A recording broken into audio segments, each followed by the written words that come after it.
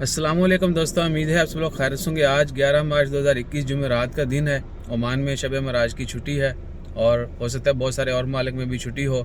एक दफ़ा नबी अकरम सल्लल्लाहु अलैहि वसल्लम उन पर दुरूद व पाक भेजें और दुआ करते हैं अल्लाह ताला हम सब को अपनी हिफ्ज़ ईमान में रखे, हर तरह की बीमारी से, शर से, वबा से महफूज रखे।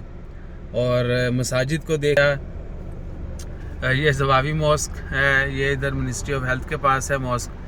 तो दुआ करें कि जल्द जो है हालात बेहतर हों और ये वबा ख़त्म हो और मसाजिद ओपन हों, दीगर मज़ाहब की जो हैं इबादत गाहें वो ओपन हों और दोबारा से पहले से दुआ करें कि हालात जो हैं ज़्यादा अच्छे हों। अल्लाह ताला हम सब को खुशहाल रखे, हर किसी को महफूज रखे हर तरह की वबा से, बीमारी से, शर से। तो कोशिश करते रहें कि एक दूसरे के काम आएँ, जितने भी ज़रूरतमंद हैं उनके काम ज़रूर आएँ। इसके अलावा ओमान की आज की कोई ख़ास खबर नहीं अभी तक।